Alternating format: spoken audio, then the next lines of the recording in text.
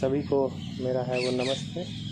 बहुत सारे जो विद्यार्थी हैं जो सब इंस्पेक्टर का या आरएस का इंटरव्यू दे रहे हैं, उनसे जो पुलिसिंग से संबंधित विभिन्न प्रकार के क्वेश्चंस हैं वो जो पूछे जा रहे हैं, विशेष रूप से जो सब इंस्पेक्टर की जो परीक्षा है, जो इंटरव्यू है उसके अंदर। तो आज मैं आप लोगों के सामने जो कुछ जो क्वेश्चंस है या कुछ संभावित क्वेश्चंस जो आपसे इंटरव्यू के अंदर है वो पूछे जाते हैं, उनके बारे में है वो मैं डिस्कशन करूँगा। तो कुछ क्वेश्चंस मैंने है वो तैयार किए हैं कि ये आपसे यहाँ पूछे जा सकते हैं, तो उनके बारे में मैं चर्चा करना चाहूँगा। जैसे एक बड़ा ही कॉमन सा क्वेश्चन आप लोगों से पूछा जा रहा है कि पुलिस के सामने क्या क्या नई चुनौतियाँ हैं।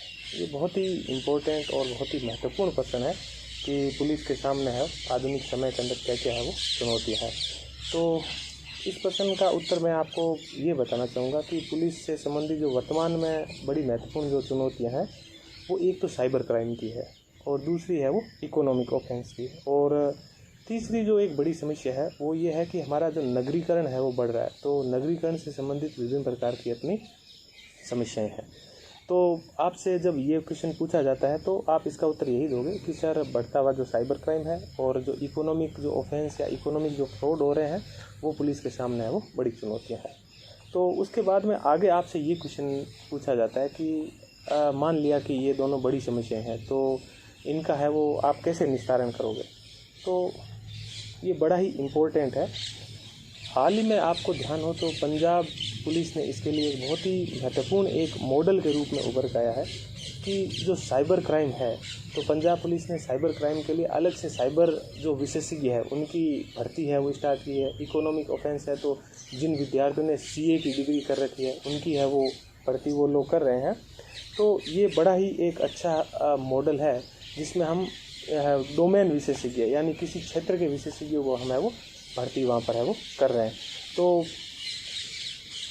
ये एक अच्छा इसका उत्तर है हो सकता है कि हम डोमेन जो विशेषज्ञ है उनकी भर्ती करें, साइबर स्पेशलिस्ट की भर्ती करें पुलिस के अंदर, और जो हमारा इन्वेस्टिगेशन है वो वैज्ञानिक आधार पर है वो हो, जिसके अंदर हम विभिन्न प्रकार की बातें कर सकते हैं, जैसे डिजिटल फॉरेंसिक है या फिर साइबर जो फॉरेंसिक है, इनको हम यूज़ कर सकते हैं। तो क्वेश्चन आपसे क्या पूछ सकते हैं कि चुनौतियाँ क्या है, तो 2-3 महत्वपूर्ण चुनौतियाँ कि साइबर क्राइम और है वो इकोनॉमिक फ्रॉड, इनका हल क्या है। हल ये है कि हम डोमेन विशेषज्ञ जैसे साइबर स्पेशलिस्ट है, इकोनॉमिक जो स्पेशलिस्ट है, उन लोगों की है वो भर्ती करें, और कुछ स्टेट इनके अंदर आगे भी आए। उसमें विशेष रूप से मैं आपको बताना चाहूँगा पंजाब स्टेट की है वो काफ़ी महत्वपूर्ण।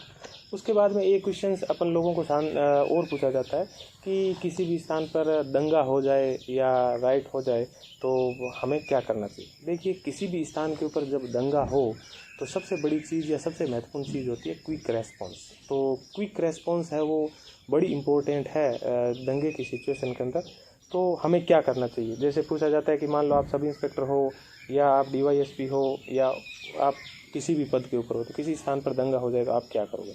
तो मैं यहाँ पर आपको इस क्वेश्चन का उत्तर इस रूप में बताना चाहूँगा कि किसी भी स्थान के ऊपर दंगा हो तो अपने को सबसे पहले तो ये चीज़ देखनी है कि किसी भी स्थान पर दंगा ना हो, उसके लिए अपने को क्या करना है। तो उसके लिए अपने को ये चीज़ करनी चाहिए कि ज़्यादा से ज़्यादा प्रिवेंटिव एक्शन, जैसे सीआरपीसी के अंदर सेक्शन 106 है, 107 है, 109 है, 110 है, 151 है, इनका हम ज़्यादा से ज़्यादा यूज़ करें, यानी प्रिवेंटिव एक्शन ले, लोगों को पाबंद करें, लोगों से बॉन्ड भरवाएं। उसके बाद में अगला स्टेप हम ये ले सकते हैं कि जिन एरिया के अंदर दंगा होने की संभावना है उस एरिया के अंदर पुलिस की पेट्रोलिंग बढ़ाएं, सतत पेट्रोलिंग है वो रखें, और अपने पास है वो रिजर्व फोर्स रखें, और जो भी असामाजिक तत्व हैं उस एरिया के अंदर उनके ऊपर हम कड़ी निगरानी रखें, उनको पाबंद करें, उनके ऊपर हम प्रिवेंटिव एक्शन लें। उसके बाद के अंदर ये हो सकता है कि हम शांति समिति उस एरिया की है उसके साथ हम बैठक करें, समाज के जो आगेवान है उनके साथ हम बैठक करें, और सभी जितने भी डिपार्टमेंट हैं उनके साथ हम है वो समन्वय स्थापित करें। तो ये इसका उत्तर है वो हो सकता है कि दंगा ना हो, इसके लिए हम ये कर सकते हैं। मान लो किसी भी स्थान के ऊपर दंगा हो गया तो आप एसएचओ हो या आप सब इंस्पेक्टर हो तो आप उस एरिया के अंदर है वो क्या करोगे। तो मैं आपको यहाँ पर बताना चाहूँगा कि पुलिस के अंदर एक वेल सेटल्ड एक एसओपी होती है कि किसी भी प्रकार का किसी भी स्थान के ऊपर कुछ भी दंगा होता है तो उसके लिए पहले से ही एक प्री प्लानिंग होती है कि यदि यहाँ पर दंगा हो तो हमें क्या करना है। उसके लिए हर ज़िले के अंदर जो एसपी ऑफिस होता है उसके अंदर विभिन्न प्रकार के हैं वो कुछ स्कीम बनी हुई होती है कि किसी स्थान पर दंगा हो तो वहाँ पे क्या, वो स्कीम वेल सेटल्ड होती है। उसके अंदर हर एक एसपी से लेके आईजी से लेके एक कांस्टेबल तक हर किसी की अपनी भूमिका तय होती है, किसको क्या करना है, किस स्थान पर जाना है। देखिएगा, दंगा और ये सब ऐसी चीज़ होती है जिसके अंदर हम सिंगल रूप से कुछ नहीं कर सकते, तो उसकी एक वेल सेटल्ड एक स्कीम होती है और हर एक कर्मचारी को उस स्कीम का पता होता है कि मेरी जिस समय दंगा होगा तो उस समय मेरी उस स्थान के ऊपर है वो क्या ड्यूटी होगी। तो हमें उस एसओपी का पालन करना चाहिए और उस एसओपी का हमारे पुलिस वाले को सभी को ध्यान हो, उसके लिए हमें समय समय के ऊपर है वो मॉक ड्रिल करनी चाहिए। उसके बाद के अंदर यदि दंगा हो गया तो वहाँ पर हमारा रेस्पॉन्स है वो क्विक होना चाहिए और जो भी सीनियर ऑफिसर है या मैं एसएचओ हूँ या कुछ भी हूँ तो मुझे खुद को है वो लीड करना चाहिए और विशेष रूप से ध्यान मुझे उस एरिया के जो असामाजिक तत्व है उनके ऊपर देना चाहिए। अब दंगा हो गया तो उसके ऊपर कंट्रोल करने के लिए हमने ये कि आगे से दंगा ना हो उसके लिए हमें क्या करना चाहिए कि महत्वपूर्ण रूप से हमें एफआईआर है वो दर्ज करनी चाहिए। एफआईआर के अंदर कौन कौन से लोग थे, जो एफआईआर हमने दर्ज की है उनका बेहतर ऑफिसर के माध्यम से हमें उनका इन्वेस्टिगेशन करवाना चाहिए, बेहतर साइंटिफिक एविडेंस हमें कलेक्ट करना चाहिए ताकि हम उन लोगों को है वो कोर्ट के अंदर उनको कन्विक्शन दिला सके और कन्विक्शन दिला के और एक उदाहरण पेश कर सके कि जो भी व्यक्ति इसके अंदर शामिल था उसके अंदर पुलिस है वो कड़ी से कड़ी कार्रवाई करेंगे। तो ये एक डिटरेंट के रूप में है वो काम करेगा। उसके अलावा उस एरिया की जो स्थिति है वो सामान्य करने के लिए वहाँ की शांति समिति की हम है वो बैठक करेंगे, जो लोग हैं उनको आपस में अधिक से अधिक वापस उनके बीच में कोऑर्डिनेशन बिठाएंगे। विभिन्न प्रकार के डिपार्टमेंट है, डिपार्टमेंट के माध्यम से हम है वो लोगों तक पहुंचेंगे, लोगों की जो साझा विरासत है उनके माध्यम से लोगों को है वो नज़दीक लाएंगे। तो ये इस क्वेश्चन का एक सामान्य उत्तर हो सकता है। इसके साथ में आप लोग अपने कुछ बातें भी है वो जोड़ सकते हो।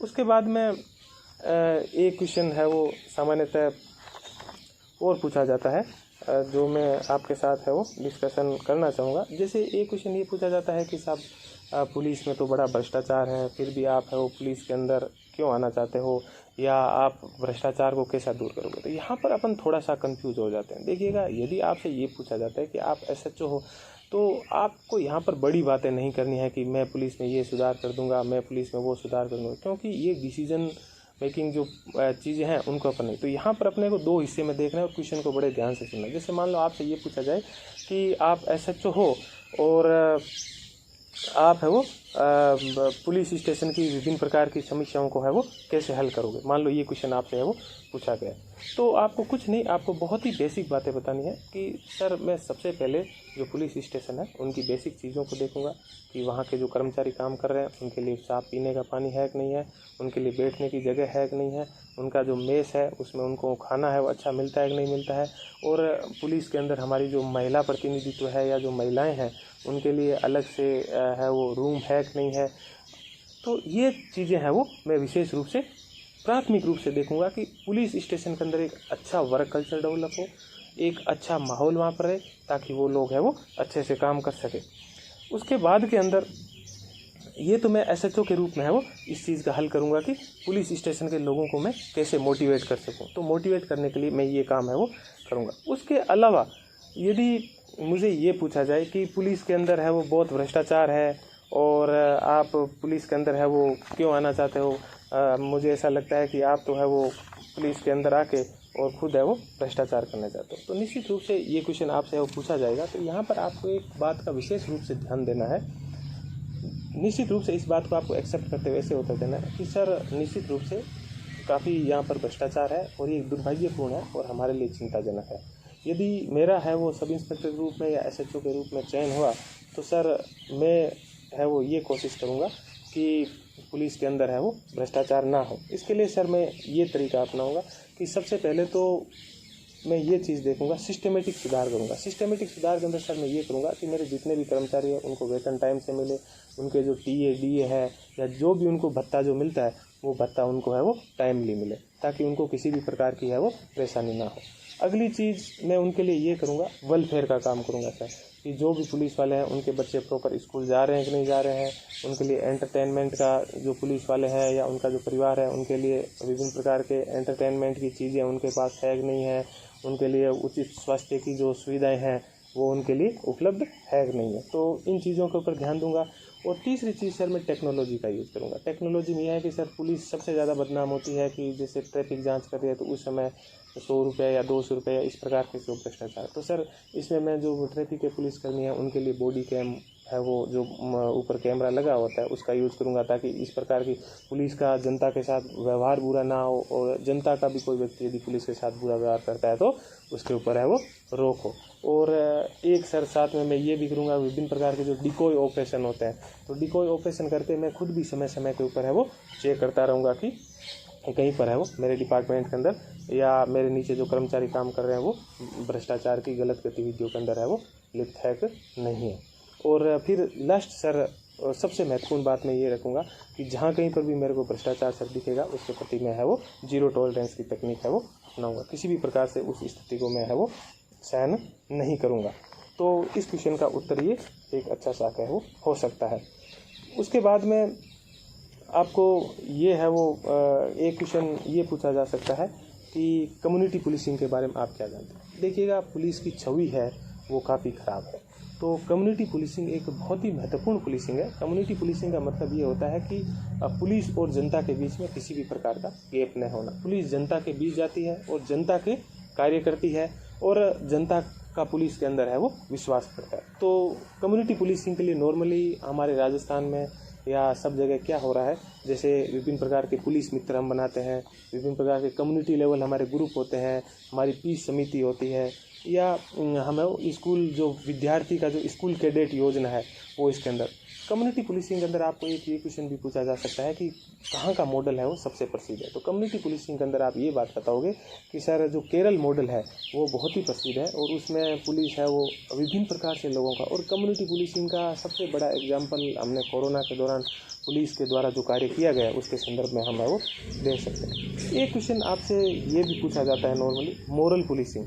देखिएगा, एक लोकतांत्रिक देश के अंदर रहते हुए हमें इस बात के ऊपर विशेष रूप से ध्यान रखना है कि मोरल पुलिसिंग किसी भी स्तर पर है वो स्वीकार्य नहीं है। मोरल पुलिसिंग का जो क्वेश्चन है वो सामान्यतः ये पूछा जाता है, जैसे ये वैलेंटाइन डे है या पार्क के अंदर विभिन्न प्रकार के प्रेमी जोड़े बैठे रहते हैं तो उनके ऊपर है वो समाज के कुछ तथाकथित लोगों के द्वारा है वो उनके ऊपर विभिन्न प्रकार का उनका ब्लैकमेल या उनको है वो प्रताड़ित किया जाता है। तो इसका उत्तर आपको इस तरह से देना है कि सर भारतीय संविधान का जो अनुच्छेद 21 है वो किसी भी व्यक्ति को गरिमापूर्ण जीवन जीने का अधिकार देता है, और यदि किसी भी व्यक्ति की उम्र 18 साल से ऊपर है तो गरिमापूर्ण जीवन जीने के अंदर ये बात भी शामिल हो जाती है कि वो अपना किसको जीवन साथी चुने और किसके साथ किस प्रकार की बातें करे या किसके साथ बैठा रहे, किसके साथ उठे।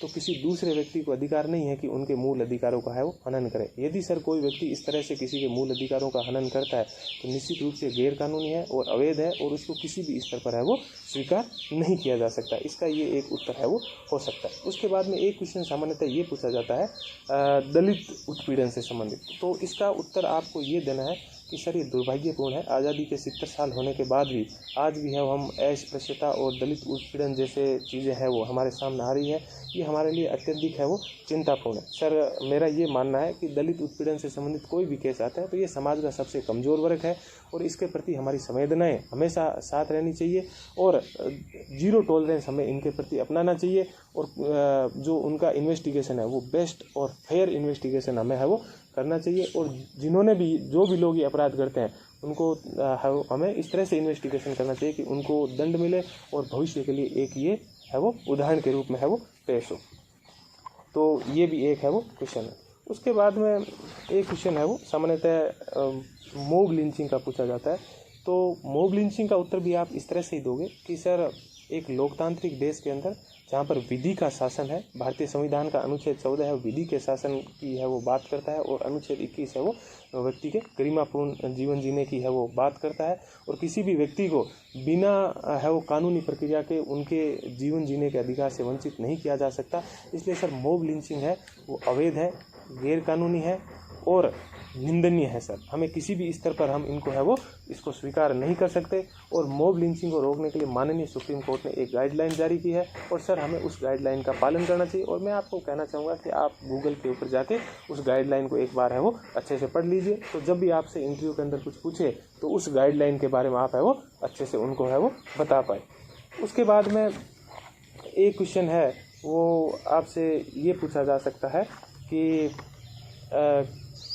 पुलिस है वो सामान्यतः एफआईआर दर्ज नहीं करती है, तो ये तो बहुत गलत है। या एफआईआर पुलिस, जैसे ये क्वेश्चन हो सकता है कि पुलिस एफआईआर दर्ज क्यों नहीं करती, या है वो एफआईआर दर्ज करने के क्या नहीं करने के क्या कारण है और इनका हल क्या हो सकता है। तो ये क्वेश्चन की पुलिस एफआईआर दर्ज नहीं करती है, तो इसका आपने यही करना है कि सर निश्चित रूप से ऐसी शिकायतें हमारे सामने आती है कि पुलिस है वो एफआईआर दर्ज नहीं करती है। ये एक दुर्भाग्यपूर्ण है सर, ऐसा नहीं होना चाहिए। पुलिस का काम है एफआईआर है वो दर्ज करना।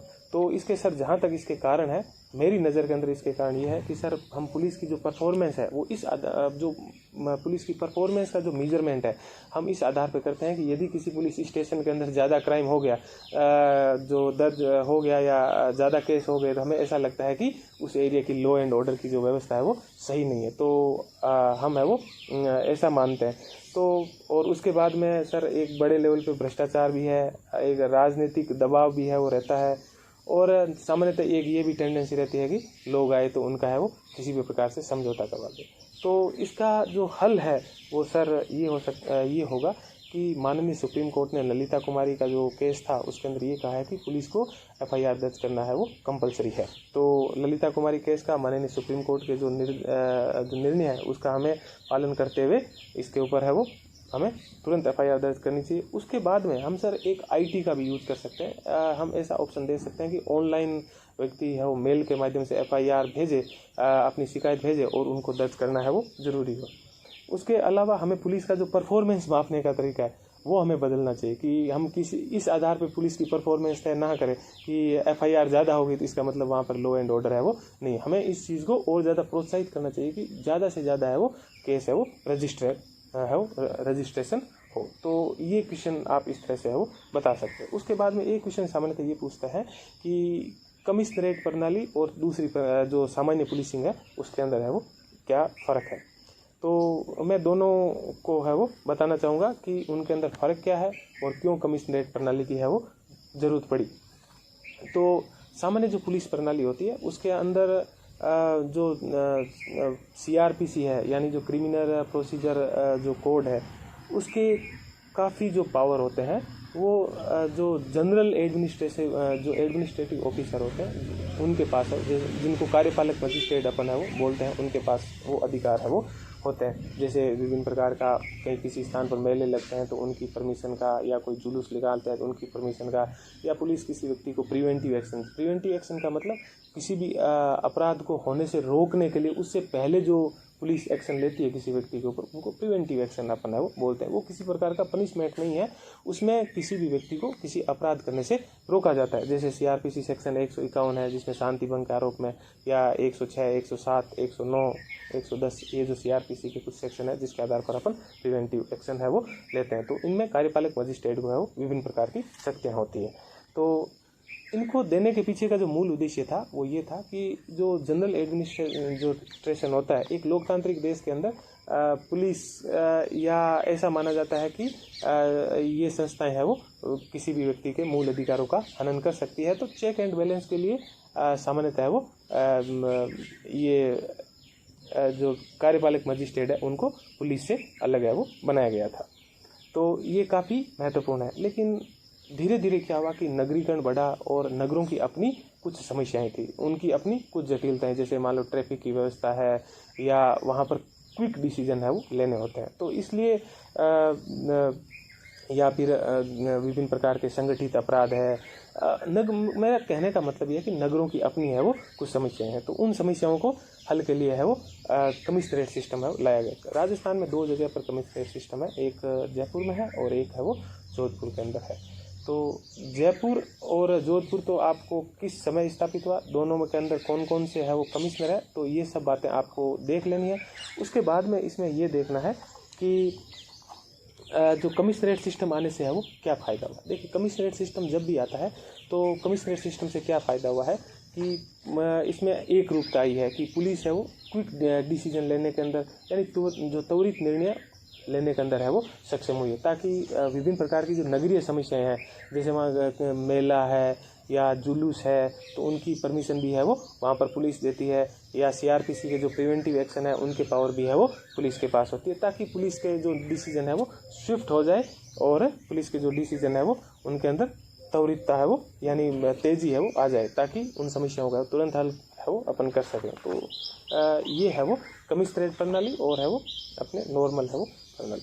उसके बाद में एक क्वेश्चन नॉर्मली ये पूछा जाता है कि साहब आप क्यों पुलिस के अंदर आना चाहते हो, या एक बड़ी बात है वो बार बार सुनी जाती है कि पुलिस के ऊपर है वो बहुत राजनीतिक दबाव है, ये सब। तो देखिएगा ये क्वेश्चन आपसे वो पूछा जाएगा, तो इसका बड़ा ही सिंपल सा क्या सीधा सा उत्तर ये देना है।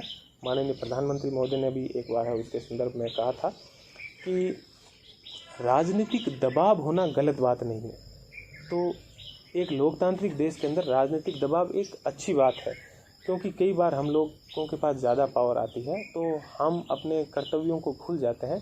तो ये एक चेक एंड बैलेंस के लिए राजनीतिक दबाव होना अच्छी बात है, लेकिन राजनीतिक जो इंटरप्शन है या राजनीतिक जो शिकंजा है वो नहीं होना चाहिए। तो अपने को इसका बहुत ही अच्छा उत्तर ये बोल सकते हैं कि सर राजनीतिक दबाव होना गलत बात नहीं है, लेकिन राजनीतिक शिकंजा या राजनीतिक पॉलिटिकल इंटरफेयर होना है वो गलत बात है। एक लोकतांत्रिक देश के अंदर जो जनता के चुने हुए प्रतिनिधि होते हैं वो पुलिस से कोई किसी भी प्रकार से दबाव बनाते हैं तो वो सही काम के लिए भी बोलते हैं, तो ये एक अच्छी बात है और हमें इनका है वो सम्मान करना चाहिए। और सर यदि मेरे ऊपर गलत काम के लिए किसी भी प्रकार का राजनीतिक दबाव आएगा तो मैं बहुत ही विनम्रतापूर्वक उस चीज़ को है वो मना कर दूंगा। हमेशा इस बात का ध्यान रखना है कि अपनी विनम्रता को है वो कभी भी नहीं बोलना है। उसके बाद में आपसे एक क्वेश्चन है वो ये पूछा जा सकता है कि राजस्थान पुलिस की है वो क्या क्या चुनौतियाँ। तो देखिए राजस्थान पुलिस की 5-7 चुनौतियाँ मैं बता देता हूँ, उसके अंदर आप है वो तैयार कर लेना कि मैं इन 5 चुनौतियों को बताऊँगा। कुछ एक लंबा भारत और पाकिस्तान का बॉर्डर है, तो सुरक्षा संबंधी एक चिंता राजस्थान पुलिस के साथ में हमेशा रहती है। उसके बाद में संगठित अपराध, विभिन्न प्रकार के जो है वो अवैध जो तस्करी है, शराब माफिया है, तो विभिन्न प्रकार की जो एक संगठित अपराध है वो भी राजस्थान पुलिस के सामने एक है वो बड़ी चुनौती है। उसके बाद में खनन माफिया भी राजस्थान पुलिस के सामने, जैसे बिजली खनन से संबंधित और विभिन्न प्रकार की बातें हम देखते रहते हैं। उसके बाद में राजस्थान पुलिस का है वो गुजरात से लंबा एक है वो बॉर्डर है, हरियाणा का बॉर्डर है, पंजाब का बॉर्डर है। तो इंटर स्टेट जो अपराधी है अपराध करके एक स्टेट से दूसरे स्टेट के अंदर है वो चले जाते हैं, या उसकी एक जैसे गुजरात बॉर्डर पे शराब की तस्करी या हरियाणा पंजाब बॉर्डर पे शराब की तस्करी, ये एक है वो बड़ी चुनौती है वो राजस्थान पुलिस के सामने है वो। और उसके अलावा जो शहरीकरण है, बढ़ता हुआ जो शहरीकरण है वो भी राजस्थान पुलिस के सामने एक है वो चुनौती है। या महिलाओं से संबंधित जो या दलितों के उत्पीड़न से संबंधित जो अपराध बढ़ रहे हैं, ये भी एक है वो बड़ी चुनौती है। उसके बाद में एक क्वेश्चन आपसे ये पूछा जा सकता है कि महिला अपराध जो नियंत्रण है या दलितों के ऊपर जो अपराध हो रहे हैं उनके नियंत्रण के लिए आप है वो क्या करोगे। तो उसमें हमेशा इस प्रकार का कोई भी क्वेश्चन हो तो ये है कि सर मैं चाहूँगा कि ऐसे मामले ज़्यादा से ज़्यादा रिपोर्ट हो, उनकी FIR तुरंत दर्ज हो, उनका जो इन्वेस्टिगेशन है वो फेयर हो और स्पीडी हो। और उसके बाद में सर ये तो हो गया कि यदि क्राइम हो गया तो तुरंत उसकी FIR दर्ज हो, उनका इन्वेस्टिगेशन फेयर हो, स्पीडी हो, और केस ऑफिसर जो स्कीम राजस्थान पुलिस में चल रही है उसके माध्यम से जल्दी ट्रायल चल के और जो भी अपराधी है उनको है वो अपराध की सज़ा मिले। और उसके अलावा इस प्रकार के अपराध ना हो, इसके लिए समाज के अंदर है वो अवेयरनेस लाना और समाज के जो भी विभिन्न प्रकार के वर्ग है उनके बीच में है वो कॉन्फिडेंस बिल्डिंग है वो करना। और कॉन्फिडेंस बिल्डिंग के लिए उनकी जो साझा संपत्तियां हैं, उनकी जो साझा संस्कृति है, उनके माध्यम से उनको अधिक से अधिक है वो मेल मिलाप करना, शांति समिति की जो मीटिंग और ये सब चीज़ें है वो करना। तो ये बातें हैं वो अपन इसके अंदर बता सकते हैं। उसके अलावा एक क्वेश्चन ये भी पूछ सकते हैं कि पुलिस के अंदर है वो टेक्नोलॉजी का यूज़। तो पुलिस के अंदर टेक्नोलॉजी के यूज़ के अंदर विभिन्न प्रकार की मैं आपको चीज़ें बता देता हूँ। जैसे अपने को है वो GPS का यूज़, जैसे पुलिस के वाहनों के दुरुपयोग की बात कही जाती है तो पुलिस के वाहनों के अंदर अपन GPS यूज़, ताकि उनका ट्रैकिंग होता रहे कि वो किस स्थान से किस स्थान। उसके अलावा पुलिस स्टेशन के अंदर या कई जगह पर ऐसा कहा जाता है कि पुलिस का जनता के साथ व्यवहार है वो अच्छा नहीं है, तो हम पुलिस स्टेशन के अंदर और महत्वपूर्ण स्थल के ऊपर है वो CCTV कैमरा है वो लगा सकते हैं। तो CCTV कैमरा के माध्यम से है वो एक बेहतर है वो हम लोग कर सकते हैं। उसके अलावा एक है वो जो हम सिटीजन चार्टर तैयार कर सकते हैं। सिटीजन चार्टर के माध्यम से कि पुलिस स्टेशन के अंदर सामान्यतः एक ये कहा जाता है कि पुलिस बहुत लोगों को इधर उधर घुमाती है, काम नहीं करती, तो उसके लिए सर हम सिटीजन चार्टर है वो बनवा सकते हैं। सिटीजन चार्टर में कि कौन कौन से काम पुलिस करती है और किस काम के लिए कितने दिन की है वो लिमिट है, और यदि आपका काम पूरा नहीं हुआ तो आप किसको शिकायत करोगे, और सिटीजन चार्टर के अंदर हम जनता का फीडबैक भी लेंगे और जो भी उसके अंदर कमियाँ हैं उनको हम है वो पूरा करेंगे।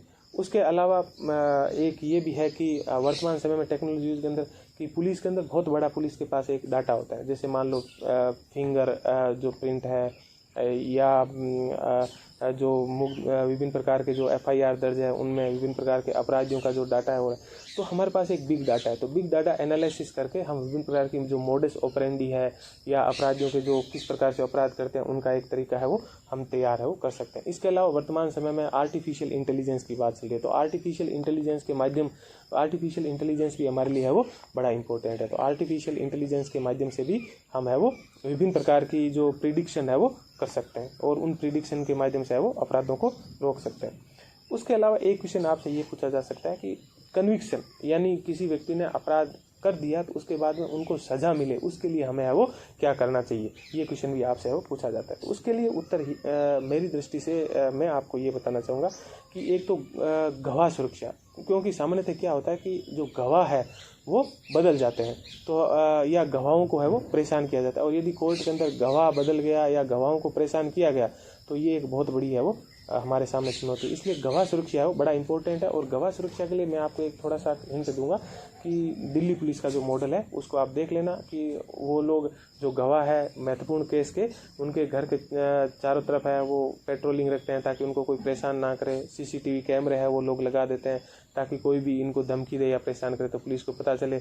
एक नोडल ऑफिसर नियुक्त करते हैं तो उनको किसी भी प्रकार से गवाहों को दिक्कत आती है तो वो उनसे है वो कॉन्टैक्ट कर सकते हैं। उसके अलावा हमारा जो जांच का तरीका है वो और क्या होना चाहिए, आधुनिक होना चाहिए, और क्या होना चाहिए है वो वैज्ञानिक तरीका है वो होना चाहिए। हम अब 18वीं सदी या 19वीं सदी के तरीके हैं वो यूज में नहीं ले सकते। उसके लिए हमें आधुनिक तरीके, जैसे विभिन्न प्रकार के हम जो फोरेंसिक विशेषज्ञ हैं, विभिन्न प्रकार के जो मनोवैज्ञानिक जो विशेषज्ञ हैं उनकी हम सेवाएं ले सकते हैं। विभिन्न प्रकार के जैसे नार्को एनालिसिस है, ब्रेन मैपिंग है और जो पॉलीग्राफी है, इनका हम है वो यूज कर सकते हैं। यहाँ पर आपसे ये भी क्वेश्चन इनको अलग अलग से पूछा जा सकता है कि नार्को एनालिसिस क्या है, पॉलीग्राफी क्या है, ब्रेन मैपिंग क्या है। आप नेट पे जाके एक बार देख लीजिए, छोटी छोटी चीज़ कि इनके हल्के हल्के हैं वो इनके अंदर फ़र्क होते हैं।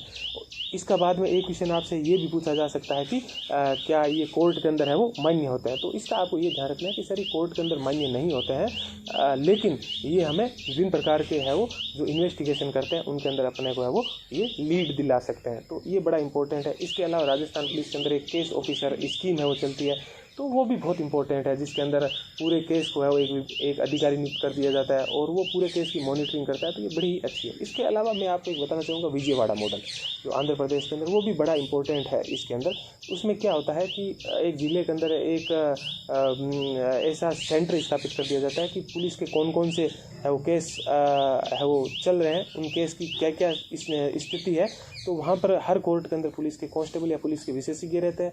कल किस केस की है वो हियरिंग है, कल किस केस के बारे में है वो क्या चीज़ है, वो पहले से ध्यान रखते हैं। कौन सा गवाह को आना है तो पहले से सब गवाहों को बुलाया जाता है, उनको ब्रीफ किया जाता है, वो कोर्ट के अंदर कैसे बोलेंगे, क्या बोलेंगे, उनको जो वकील है या जो दूसरे विशेषज्ञ है उनसे उनका है वो मुलाकात करवाई जाती है, ताकि वो बहुत अच्छी तरीके से कोर्ट की बारीकियों को जान सके और बहुत ही अच्छी तरीके से कोर्ट के सामने अपनी बात रखे। तो ये है वो कन्विक्शन बढ़ाने का, क्योंकि सामान्यतः है वो कन्विक्शन रेट बहुत कम है और ये बहुत चिंता का विषय है। तो एक क्वेश्चन आपसे ये पूछा जा सकता है, ये है बड़ा इंपॉर्टेंट। उसके अलावा एक क्वेश्चन सामान्यतः आपसे है वो ये पूछा जा सकता है कि पुलिस की कस्टडी के अंदर है वो मौत। तो देखिए दो प्रकार की कस्टडी होती है, एक पुलिस कस्टडी होती है और एक जुडिशियल कस्टडी होती है। तो पुलिस कस्टडी है वो CRPC के अनुसार वो किसी भी व्यक्ति की अधिकतम है वो 15 दिन की जो पुलिस कस्टडी है वो हो सकती है, और जब व्यक्ति जेल के अंदर होता है तो उसको है वो जुडिशियली कस्टडी है वो बोला जाता है। तो पुलिस कस्टडी एक के अंदर मौत है वो एक बहुत ही चिंता का विषय रहा है। तो इसका उत्तर आप इस तरह से दोगे कि सर पुलिस कस्टडी के अंदर मौत होना एक चिंता का विषय है, और सर कोई भी व्यक्ति को हम यदि पुलिस स्टेशन के अंदर लाते हैं तो हमारी ये जिम्मेदारी बन जाती है कि उस व्यक्ति का है वो, क्योंकि दंड देने का अधिकार है वो पुलिस को नहीं है। भारतीय संविधान के अंदर है वो शक्ति का जो पृथक्करण किया गया है उसमें पुलिस है वो एक का काम है एग्जीक्यूशन का है। तो हम बेहतर इन्वेस्टिगेशन करें, तो इन्वेस्टिगेशन के लिए हम वैज्ञानिक तरीके अपनाएं, लेकिन हम किसी भी प्रकार से व्यक्ति को हमें जान लेने का हक है वो नहीं है, क्योंकि संविधान का अनुच्छेद 21 है वो गरिमापूर्ण जीवन की बात है। वो कहता है विधि द्वारा स्थापित प्रक्रिया के अलावा हम किसी भी प्रकार से किसी भी व्यक्ति की है वो जान नहीं ले सकते।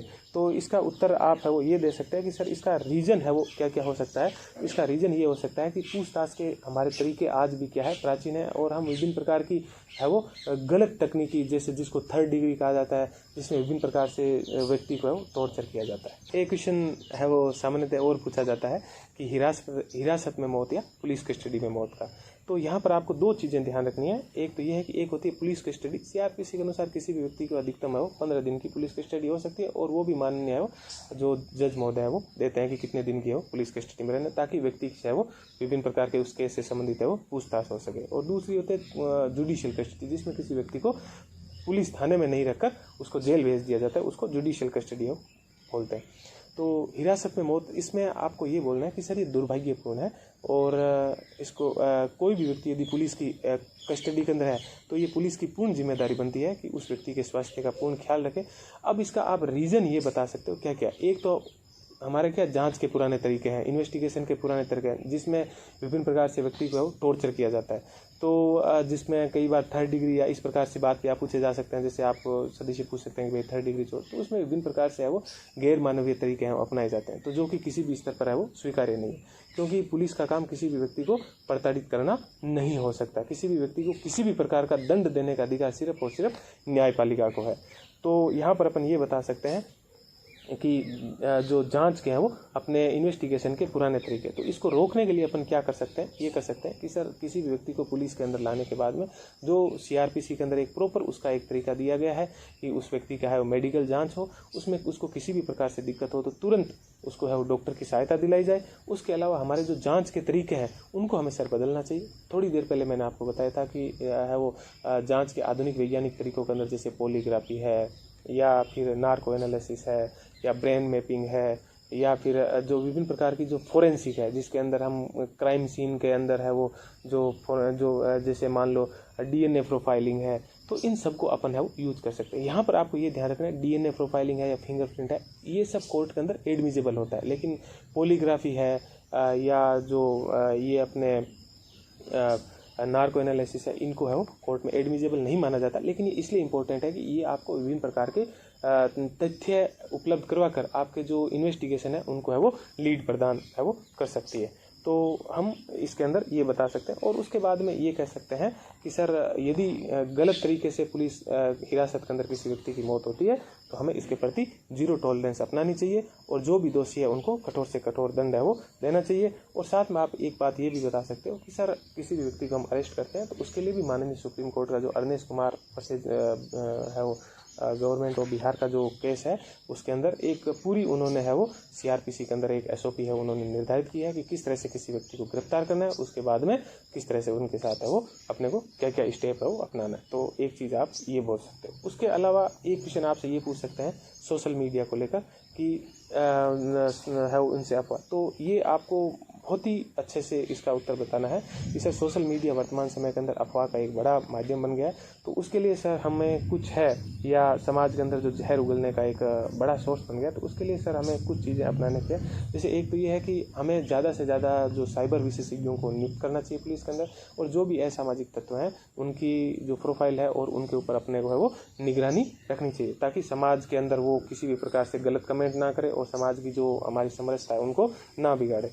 और दूसरी चीज़ आप ये कह सकते हैं कि सर विभिन्न प्रकार के जो इसकी एक दिक्कत ये है कि जो डाटा कंपनी है उनके सर्वर देश से बाहर है, तो हम ज़्यादा से ज़्यादा सर्वर है वो उनके यहाँ पर स्थापित करवाना चाहें, ताकि उनसे यदि किसी भी प्रकार से कुछ लोग है वो गलत फेक अकाउंट बना के या कुछ भी करके किसी को ट्रोल करते हैं या कुछ करते हैं तो हम है वो उनकी जानकारी है वो ले सकें। तो एक चीज़ है वो ये, तो एक क्वेश्चन है वो ये हो सकता है। उसके अलावा एक आप ये बोल सकते हो रोड एक्सीडेंट एक बड़ा मुद्दा है, तो आप उसके बारे में भी बता सकते हो कि सर देश के अंदर लगभग 1.5 लाख लोगों की हर साल है वो रोड एक्सीडेंट से मृत्यु हो जाती है। ये हमारे लिए बड़ा ही चिंता का कारण है और सामान्यतः हम इस मुद्दे की ओर है वो ध्यान नहीं देते हैं।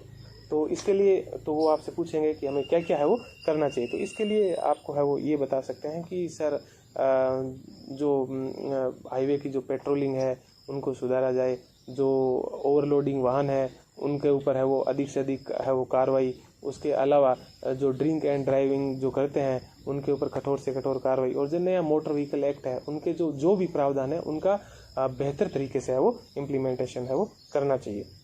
उसके अलावा जो PWD विभाग है या R&B जो विभाग है, सड़क बनाने वाला विभाग है, उनके साथ समन्वय स्थापित करना, ऐसे ऐसे स्पॉट को निर्धारित करना जहाँ पर ज़्यादा से ज़्यादा है वो दुर्घटना होती है, और उन स्थानों की जो इंजीनियरिंग के अंदर, जो सड़क इंजीनियरिंग के अंदर गड़बड़ है उनका है वो सुधार करना, और यानी जो ब्लैक पॉइंट है उनको है वो सुधार करना। और जो भी ट्रॉमा सेंटर के अंदर या तुरंत 108 या इसके माध्यम से है वो लोगों को जो सड़क एक्सीडेंट है उनको तुरंत है वो ट्रॉमा सेंटर के अंदर पहुंचाने की व्यवस्था है वो पुलिस के माध्यम से करना। तो ये भी है वो एक बड़ी ही महत्वपूर्ण चीज़ है। उसके अलावा एक क्वेश्चन आपसे ये पूछ सकते हैं कि पुलिस स्टेशन के अंदर आप है वो क्या क्या सुधार है वो करोगे, या पुलिस स्टेशन के अंदर आप भ्रष्टाचार रोकने का। तो इसका उत्तर मैं पहले भी मैंने बताया है, और कुछ चीज़ें इसके अंदर मैं आपको और जोड़ देता हूँ। एज ए SHO आप पॉलिसी मेकर नहीं हो, तो एज ए SHO आप क्या सुधार करोगे। तो एज ए SHO आप ये सुधार पहले जो मैंने बताया वो, और उसके साथ ये भी पहले मैंने आपको बताया कि उनका बेसिक वेलफेयर का ध्यान रखना, और जिसके अंदर शिक्षा है, उनके बच्चों का स्वास्थ्य है या उनके परिवार को। उसके अलावा जो लूप होल है उन लूप होल का पता लगाना, और उन लूप होल को टेक्नोलॉजी के माध्यम से दूर करना। जैसे मान लो जो रात्रि गश्त है, किसी की एक व्यक्ति की ड्यूटी लगती है, या फिर ऐसा हो सकता है कि बार बार है वो बंदोबस्त के अंदर एक ही व्यक्ति को। तो इन सब के ऊपर पर्सनल खुद की तरफ से ध्यान देना। और इसके अंदर है वो एक चीज़ अपन ये भी कर सकते हैं कि जो अच्छा काम करता है उनको रिवार्ड देना, और जो बुरा काम करता है उनको है वो पनिशमेंट है वो देना। तो एक चीज़ है वो ये हो सकते हैं इसके अंदर। उसके अलावा एक दो क्वेश्चन है और है। एक क्वेश्चन ये पूछ सकते हैं कि जैसे मान लो मैंने पहले ही आपको बताया था कि पुलिस सुधार का, तो आपसे ये पूछे SHO के रूप में आप है वो क्या क्या सुधार करोगे। तो मैंने पहले जो उत्तर बताया वो, और उसके बाद में ये पूछे आपसे कि नॉर्मली कि पुलिस के अंदर है वो क्या क्या दिक्कत है। तो पहले तो आपको है वो पुलिस के सामने की चुनौतियां मैं बता देता हूँ, और फिर पुलिस के अंदर बड़े लेवल के ऊपर है वो कैसे सुधार हो सकता है। तो पुलिस की समस्याएं आपसे पूछे तो आप क्या क्या बताओगे कि पुलिस के अंदर महिलाओं का प्रतिनिधित्व है वो बहुत कम है, आधारभूत ढांचे का बड़े लेवल के ऊपर है वो अभाव है, और हमारी ट्रेनिंग की जो पद्धति है वो आज भी पुरानी है, और समस्याएं हमारे सामने जैसे साइबर क्राइम है, इकोनॉमिक फ्रॉड है, बढ़ता हुआ नगरीकरण है, वो अलग प्रकार की समस्याएं, नए प्रकार की समस्याएं हमारे है वो सामने है। उसके अलावा पुलिस के ऊपर है वो वर्कलोड है वो बहुत ज़्यादा है। अभी राजस्थान में एक है वो कमेटी बनी थी जिसने कहा था कि 4 IPS ऑफिसर है वो अधीन, तो कहा था कि पुलिस को है वो छुट्टी नहीं मिलना एक तनाव का है वो बड़ा कारण है, और बार बार ट्रांसफ़र होना, और वेतन भी है वो कम। ये पुलिस की है वो कुछ समस्याएं हैं। और मैन पावर का है वो बहुत कम होना, और बंदोबस्त के अंदर है वो बहुत जगह पर बार बार घूमना। तो ये चीज़ें, तो इनका हल कैसे हो सकता है। तो इनमें आपको 3-4 चीज़ें बतानी है। एक तो आपको प्रकाश सिंह वाद की बात करनी। माननीय सुप्रीम कोर्ट ने जो प्रकाश सिंह केस था उसके अंदर है वो कुछ जो पुलिस सुधार की बड़ी बातें की थी। आपको कुछ भी नहीं सोचना है। जब भी आपसे पुलिस सुधार की बात कहे बड़े लेवल के ऊपर, या नॉर्मल आपसे पूछे कि पुलिस में क्या क्या सुधार होना चाहिए, तो आपका उत्तर प्रकाश सिंह के बात होनी चाहिए, आनी ही चाहिए। उनसे उनकी ये चाहते हैं कि प्रकाश सिंह की आप बात बोलो। तो प्रकाश सिंह केस के अंदर जो सुप्रीम कोर्ट ने कहा है, जैसे SHO से लेकर पुलिस के सभी जो अधिकारी स्तर हैं उनका कार्यकाल है वो कम से कम 2 साल का है वो फिक्स कर देना। उसके बाद में इन्वेस्टिगेशन और लॉ एंड ऑर्डर को अलग कर देना, क्योंकि सामान्यतः क्या होता है कि इन्वेस्टिगेशन एंड और लॉ एंड ऑर्डर एक साथ होने की वजह से एक व्यक्ति है वो बहुत ही सीरियस केस की इन्वेस्टिगेशन कर रहा है, कल उसको है वो लॉ एंड ऑर्डर के अंदर या बंदोबस्त के अंदर है वो जाना है, तो वो केस है वो बीच में रह जाता है। तो एक बहुत ही महत्वपूर्ण चीज़ है उसके अंदर है वो प्रॉब्लम आती है। तो इन्वेस्टिगेशन और लॉ एंड ऑर्डर को अलग करना, पुलिस स्थापना बोर्ड की स्थापना करना। पुलिस स्थापना बोर्ड क्या काम करेगी? जैसे पुलिस का ट्रांसफ़र है, पोस्टिंग है, प्रमोशन है या सेवा संबंधी रूल बनाने का काम है पुलिस स्थापना बोर्ड। क्योंकि सामान्यतः ये आरोप लगता है कि पुलिस के ऊपर बहुत राजनीतिक प्रेशर है और है ये सब है, उनका ट्रांसफ़र कर दिया जाता है या उनकी पोस्टिंग सही नहीं होती है या उनका प्रमोशन सही नहीं है। तो इन सब के लिए पुलिस स्थापना बोर्ड की स्थापना की बात है वो सुप्रीम कोर्ट ने कही। पुलिस शिकायत, आम जनता की पुलिस से ये शिकायत रहती है कि साहब ये बहुत बड़ी एक है वो दिक्कत है कि पुलिस जनता की बात नहीं सुनती है, यानी तो इसके लिए एक पुलिस शिकायत बोर्ड की स्थापना जिसमें आम जनता है वो पुलिस से संबंधित शिकायत कर सके। और राज्य सुरक्षा, यानी ये 5-6 बातें आपको ध्यान रखनी है। कार्यकाल की सुरक्षा, investigation and law and order को अलग करना, पुलिस स्थापना बोर्ड की स्थापना, पुलिस शिकायत बोर्ड की स्थापना और राज्य सुरक्षा आयोग की स्थापना करना। ये है वो प्रकाश सिंह वाद के अंदर सुप्रीम कोर्ट ने वो कहा था। इसका अगला क्वेश्चन ये हो सकता है कि क्या ये लागू हो गया? तो इसमें ये बताना है कि सर कुछ राज्यों ने इनकी कुछ बातें हैं वो एक्सेप्ट की है और अधिकतर बातें अभी भी राज्यों ने लागू नहीं किया। तो अगला क्वेश्चन आपसे ये पूछ सकते हैं कि लागू क्यों नहीं किया? तो इनमें ये कहना है कि सर ये एक राजनीतिक उदासीनता रही है और कोई भी सरकार है वो, किसी भी पार्टी की सरकार या कोई भी सरकार है वो जो पुलिस की जो पावर है वो अपने से दूर जाने नहीं देना चाहती। ये सामान्य एक टेंडेंसी रही है इस वजह से। लेकिन सर मेरा मानना है कि प्रकाश सिंह केस की चीज़ है। उसके अलावा अगली चीज़ आप ये बोल सकते हो स्मार्ट पुलिसिंग। माननीय प्रधानमंत्री महोदय ने वो स्मार्ट पुलिसिंग की बात की थी। तो आपसे ये क्वेश्चन वो पूछ सकते हैं कि स्मार्ट पुलिसिंग का मतलब क्या है? तो आपको ये बताना है कि स्मार्ट में सर एस का मतलब है स्ट्रिक्ट हो लेकिन सेंसिटिव हो। पुलिस स्ट्रिक्ट होनी चाहिए लेकिन साथ में क्या होनी चाहिए सर? सेंसिटिव होनी चाहिए। सेंसिटिव का मतलब समाज का जो भी कमज़ोर तबका है उनकी बात को बहुत ध्यान से सुने, जो भी पीड़ित है उनकी बात को बहुत ध्यान से लगे। स्ट्रिक्ट किन के प्रति? जो भी अपराधी है उनके प्रति स्ट्रिक्ट है वो होनी चाहिए। मॉडर्न होनी चाहिए और मोबाइल होनी चाहिए। पुलिस क्या होनी चाहिए? मॉडर्न होनी चाहिए। उनकी आधुनिक टेक्निक का है यूज करने वाली, उनके इन्वेस्टिगेशन के तरीके हैं वो मॉडर्न होने चाहिए। और मोबाइल यानी समय के साथ जो भी समय की डिमांड है उनके अनुसार उनमें परिवर्तन आना चाहिए। अलर्ट होनी चाहिए और अकाउंटेबल होनी। अलर्ट होनी चाहिए, तुरंत पुलिस है वो, यानी क्विक रेस्पॉन्स, किसी भी प्रकार की बात है तुरंत है वो पुलिस पहुंच गई। तो क्विक अलर्ट होनी चाहिए और अकाउंटेबल, कुछ भी किया है तो उसके प्रति पुलिस क्या होनी चाहिए? अकाउंटेबल होनी चाहिए। रिलायबल होनी चाहिए और है वो रेस्पॉन्सिव होनी चाहिए और टेक्नो सेवी होनी चाहिए और ट्रेंड होनी चाहिए। टेक्नो सेवी का मतलब तकनीकी को ज़्यादा से ज़्यादा नई तकनीकी को ग्रहण करें और ट्रेंड मतलब आधुनिक प्रकार के क्राइम या किसी भी चीज़ है उनके प्रति पुलिस क्या होनी चाहिए? ट्रेंड होनी चाहिए। और विजयवाड़ा मॉडल इसके साथ मेरा जोड़ने का उद्देश्य ये है। विजयवाड़ा मॉडल का मतलब ये है कि हम लोग है वो सामान्यतः कन्विक्शन को है वो भूल जाते हैं। कन्विक्शन एक बहुत ही बेहतरीन कन्विक्शन रेट बहुत सामान्यतः है वो कन्विक्शन रेट जैसे 1.5%, 2%, सामान्यतः 5% से ज़्यादा कन्विक्शन रेट है ही नहीं।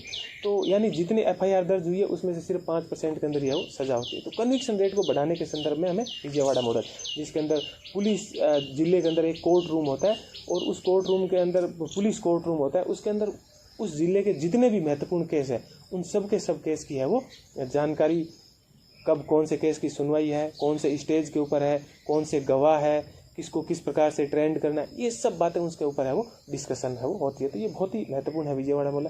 पंजागुड़ा मॉडल जो मैंने बताया कि एक SHO को पुलिस स्टेशन के अंदर सुधार के लिए या भ्रष्टाचार को दूर करने के लिए या पुलिस के तनाव को दूर करने के लिए क्या होना चाहिए, तो उसके लिए है वो पंजागुड़ा मॉडल है वो बड़ा ही इंपॉर्टेंट है। ये तेलंगाना के अंदर है वो हैदराबाद के अंदर एक पुलिस स्टेशन है जिसके अंदर बहुत ही महत्वपूर्ण चीज़ें हैं वो है कि किस तरह से एक बेस्ट पुलिस स्टेशन है वो हो सकता है। तो इस संदर्भ के अंदर है वो पंचागुड़ा, जिसे वहाँ पर पुलिस के लिए बहुत अच्छा मेस, पुलिस के अंदर बहुत अच्छा है वो उनको मनोरंजन के लिए वहाँ पर रूम और पुलिस की विभिन्न प्रकार की जो वेलफेयर से संबंधित बातें हैं उनको है वो वहाँ पर ध्यान है वो रखा जाता है। उसके अलावा एक क्वेश्चन सामान्यतः ये पूछा जाता है कि पुलिस के अंदर क्या क्या नवाचार है वो हो रहे हैं। तो नवाचार के संदर्भ में आप ये बता सकते हो जैसे CCTNS का यूज़ है, तो CCTNS की फुल फॉर्म आपसे पूछ सकते हैं। तो नेट पे जाके आप CCTNS की है वो फुल फॉर्म देख लीजिए और उनको 3-4 बार आप पढ़ लीजिए ताकि CCTNS की फुल फॉर्म आप। राजस्थान में भी लगभग CCTNS के ये केंद्र सरकार का एक प्रोजेक्ट था, राजस्थान के अंदर भी CCTNS के वो सभी चीज़ों को है वो लगभग लागू किया जा रहा है, जिसके अंदर जो रोज़ नामचा यानी पुलिस स्टेशन की जो डायरी होती है उनकी एक एक बात है वो ऑनलाइन कर दी गई है। FIR से संबंधित यानी विभिन्न प्रकार की चीज़ें हैं वो ऑनलाइन होती जा रही है। उसके अलावा सिटीजन पोर्टल है और पुलिस मित्र की जो बात है, ये सब पुलिस से संबंधित, राजस्थान पुलिस से संबंधित कुछ नवाचार है, जिसमें सिटीजन पोर्टल है और पुलिस मित्र में विभिन्न स्तर पर किया जाता है, जैसे जिले के स्तर पर है, तहसील के स्तर पर है, गांव के स्तर पर, विभिन्न प्रकार के पुलिस मित्र ये वॉलंटियर्स होते हैं और ये पुलिस की विभिन्न प्रकार की चीज़ों के अंदर है वो सहयोग करते हैं। और ये एक तरह से ये कम्युनिटी पुलिसिंग का भी एक बहुत ही महत्वपूर्ण है वो पार्ट है। उसके बाद में एक क्वेश्चन है वो सामान्यतः ये पूछा जाता है, बड़ा ही इम्पोर्टेंट क्वेश्चन है कि, और सामान्यतः विद्यार्थी हैं वो बड़े परेशान रहते हैं इस क्वेश्चन को। तो एक दो क्वेश्चन और है जो मैं आपको बता के और अपनी बात को है वो विराम दूंगा। एक तो ये है कि आपको सब इंस्पेक्टर क्यों बनना चाहते हैं, मतलब आप सब इंस्पेक्टर है वो क्यों बनना चाहते हैं। तो इसका उत्तर मैं 3-4 बातें आपको बताऊंगा, उसके अंदर कुछ अपनी बातें जोड़ लीजिए और उसके आधार पर इसका है वो आप उत्तर है वो दीजिए। एक तो आप इसके अंदर ये बता सकते हो कि सर ये लाइन स्टाफ है। लाइन स्टाफ कहने का मतलब ये है कि सर मैं SHO बनूंगा तो मैं उस लाइन स्टाफ का हिस्सा होऊंगा जो कि फील्ड के अंदर काम करता है। तो उसमें मैं लोगों के नज़दीक जाके काम करूंगा, लोगों की समस्याओं को समझूंगा और इस वजह से सर मुझे लोगों से डायरेक्ट है वो इंटरेक्शन का है वो मौका मिलेगा। दूसरा बात आप ये बता सकते हो कि सर किसी भी स्थान पर विकास होने की पूरा अपेक्षा होती है कि वहाँ का लॉ एंड ऑर्डर है वो अच्छा हो, और लॉ एंड ऑर्डर अच्छा होने के लिए क्या होना चाहिए कि वहाँ पर है वो अपराधियों के अंदर भय होना चाहिए। तो आप पुलिस इंस्पेक्टर सब इंस्पेक्टर आप बनोगे तो आप है वो उस लाइन स्टाफ का हिस्सा होगे जो आप फील्ड के अंदर काम करते हो। तो आप लॉ एंड ऑर्डर अच्छा होने के लिए है वो आप वहाँ पर कार्य करोगे। तो यानी आप विकास की प्रक्रिया के अंदर भी आपको यहाँ पर क्या मिल रही है, भागीदारी है वो मिल रही है। उसके अलावा आप लोगों से डायरेक्ट संपर्क में रहते हो, तो आप लोगों के जीवन के अंदर सीधा प्रभाव डालते हो। तो आपके पास एक बहुत बड़ी अपॉर्चुनिटी होगी कि आप लोगों के जीवन के अंदर गुणात्मक परिवर्तन है वो ला सकते हो। लोगों के जीवन के अंदर आप गुणात्मक परिवर्तन कैसे ला सकते हो कि ये समाज का जो भी कमजोर तबका है, जैसे महिलाएं हैं, दलित है, अल्पसंख्यक है, इनके ऊपर किसी भी प्रकार का अपराध होता है, इनकी संवैधानिक जो उनके मूल अधिकार है उनके किसी भी प्रकार का हनन होता है, तो आप बेस्ट इन्वेस्टिगेशन या उनको सुरक्षा उपलब्ध करवाकर उनकी वापस वो जो गरिमा है या उनको आप सुरक्षा प्रदान करके उनके अंदर आप एक भारतीय संविधान के प्रति या देश के प्रति एक आप विश्वास है वो उनका वापस है वो ला सकते हो। तो ये बोल सकते हो कि सर ये सब काम करने से मेरे लिए सर है ये एक है वो गौरव की बात होगी, इसलिए सर है वो मैं है वो ऐसा ही है वो बनना चाहता हूँ। तो इसका ये एक उत्तर हो सकता है। उसके अलावा इसका एक जो है ये बात भी इसके अंदर आप जोड़ सकते हो कि सर इसके अंदर मैं खुद है वो सक्रिय रहूँगा, तो हर समय अपने आप को है वो मैं व्यस्त फील करूँगा और सक्रिय भूमिका होने की वजह से मुझे खुद को है वो सेटिस्फिकेशन भी है वो मिलेगा। तो ये इसका उत्तर है वो हो सकता है। इसके अंदर आप खुद अपनी तरफ से भी कुछ चीज़ें हैं वो जोड़ सकते हैं। उसके अलावा एक क्वेश्चन आपसे ये भी पूछा जाता है कि आपको SI है वो क्यों बनाना चाहिए, यानी आपको सब इंस्पेक्टर है वो क्यों बनाना चाहिए। तो इसका उत्तर आपको 2 हिस्सों के अंदर देना है। पहले तो आपको अपनी जो विशेषताएं हैं वो बतानी है और अगले हिस्से के अंदर है वो एक अलग बात है वो जिसको पंच लाइन अपन है वो कहते हैं वो बोलनी है। पहले तो ये बतानी है कि सर मुझे मेरी मेहनत के ऊपर, नेतृत्व क्षमता के अंदर जो नेतृत्व क्षमता है उसके ऊपर और टीम वर्क के ऊपर दृढ़ विश्वास है। उसके अलावा सर ये मैं यानी इसका उत्तर अपन इस तरह से दे सकते हैं कि सर मैंने है वो कड़ी मेहनत की है, मेरी एक है वो जो मेरे अंदर एक धैर्य है और मेरे अंदर एक टीम के साथ काम करने की है वो क्षमता है, गुण है सर। और मैं सर मेहनती हूँ और मुझे मेरी जो नेतृत्व क्षमता है उसके ऊपर विश्वास है। लेकिन सर साथ में मैं ये भी कहना चाहूँगा कि सर हमारे लिए संगठन अत्यधिक महत्वपूर्ण है। तो मेरे से पहले या जो सर बाहर बैठे हैं जो या मेरे से बाद में जो आए उनकी क्षमता के ऊपर मुझे वो जो लोग हैं उनकी क्या विशेषता है उनके ऊपर सर मुझे किसी भी प्रकार का ज्ञान नहीं है। तो सर ये पर्सन में माननीय जो बोर्ड है, जो ज्ञानी बोर्ड है, उनके ऊपर छोड़ना चाहूँगा कि सर ये सब गुण मेरे अंदर है, लेकिन मेरे से ज़्यादा कोई योग्य दूसरा व्यक्ति है तो सर देश इम्पोर्टेंट है, संगठन इम्पोर्टेंट है। मुझे न चुनकर उन लोगों को चुना जाए, मुझे इस चीज़ के अंदर बिल्कुल भी दुख नहीं होगा, क्योंकि देश पहले है और संगठन है वो पहले है। तो इसलिए है वो तो ये उत्तर आप है वो इसका दे सकते हो। तो ये एक बड़ा काफ़ी इम्पोर्टेंट, यानी कुल मिला के आपको इसका दो पार्ट, पहला पार्ट ये कि आपको अपने गुण बताने हैं और दूसरा पार्ट ये कि सर बाकी के जो लोग हैं उनके बारे में मुझे कोई जानकारी नहीं। तो इसका जो है फैसला माननीय जो ज्ञानी बोर्ड है उनके ऊपर है वो उनके ऊपर मुझे निष्ठा है कि मेरी विशेषताओं से यदि किसी की विशेषताएं ज़्यादा है और वो संगठन के लिए, देश के लिए ज़्यादा बेहतर काम कर सकता है तो निश्चित रूप से उनका है वो चयन होना चाहिए। तो ये दूसरी लाइन बोलने से ये कि ये बहुत बड़ी बात होती है कि आप दूसरे लोगों को इम्पोर्टेंस दे रहे हो और आप अपनी कमी भी एक्सेप्ट कर रहे हो और आप अपने संगठन को और देश को क्या दे रहे हो, ज़्यादा इंपॉर्टेंस है वो दे रहे हो। अब दो क्वेश्चन और है, उनके बाद मैं अपनी बात को विराम दूंगा। एक क्वेश्चन ये है कि एनकाउंटर से संबंधित क्वेश्चन है वो बार बार पूछा जाता है और विकास पांडे या ये सब, देखिएगा बड़ी ही इंपॉर्टेंट बात है। एनकाउंटर जैसे ही कभी आपसे पूछा जाए कि फेक एनकाउंटर, देखिए नाम के अंदर ही फेक एनकाउंटर है। मैं आपको बार बार कहना चाहूँगा, संविधान का जो अनुच्छेद 21 है वो बड़ा ही इम्पोर्टेंट है और वो गरिमापूर्ण जीवन जीने की बात कहता है और विधि द्वारा स्थापित प्रक्रिया के अलावा किसी भी व्यक्ति का जीवन, किसी भी व्यक्ति को हनन है वो हरने का अधिकार नहीं देता है। तो जो फेक एनकाउंटर है उसको तो सिरे से ही खारिज कर देना कि सर फेक एनकाउंटर गलत है और ये मर्डर है और इसमें जिसने भी किया है फेक एनकाउंटर उनको कड़ी सी कड़ी है वो सज़ा मिलनी चाहिए। उसके बाद में आपको ये बताना है आगे एनकाउंटर, जिसे जो विकास पांडे का जो यूपी वाला जो विकास जो दुबे है, विकास पांडे नहीं, विकास जो दुबे है, उनका जो एनकाउंटर हुआ उसके बारे में आपसे पूछ सकते हैं। तो उसके बारे में आपको यही बात बतानी है कि सर ये है वो जो एनकाउंटर हुआ सर, ये अभी तक है वो जांच का विषय है कि एनकाउंटर सही है या गलत है। माननीय सुप्रीम कोर्ट इसकी सर सुपरविजन कर रहा है, उन्होंने इसके संदर्भ में कमेटी गठित की है और वो बेहतर तरीके से जांच करके और निश्चित रूप से सर है वो अभी तक सर जो जानकारी है उनके अनुसार पुलिस का ये है कि वो गाड़ी पलटी थी तो उन्होंने पुलिस के वेपन छीनकर वो है वो भागा था और उसने पुलिस के ऊपर फायरिंग की थी और 2 पुलिस वाले हैं वो जख्मी भी हुए थे। सर है वो जो IPC है यानी जो इंडियन पेनल कोड है उसका जो धारा 100 है वो भी है वो जो पर्सनल डिफेंस की, यानी किसी व्यक्ति को अपनी सुरक्षा की है वो अधिकार देता है, जिसके अंदर पुलिस भी शामिल है। यदि उसने पुलिस के ऊपर गोलीबारी की है तो पुलिस ने अपनी जान की सुरक्षा के लिए सामने से गोलीबारी की है और यदि एनकाउंटर सही है तो सर इसमें कोई दिक्कत नहीं है। लेकिन साथ में आपको ये भी कहना है कि क्या पुलिस को, आपसे कुछ नहीं है कि क्या पुलिस को इस तरह से उसने तो 8 पुलिस वालों को मारा था, ये तो बहुत गलत बात है, उस व्यक्ति का तो एनकाउंटर कर ही देना चाहिए। तो उसका उत्तर आपको इस तरह से देना है कि सर पुलिस एक अनुशासित बल है और पुलिस को कानून के भीतर रखे। हमें एक लोकतांत्रिक देश के अंदर हम रह रहे हैं और हमें कानून के भीतर रहकर हमें काम करना है।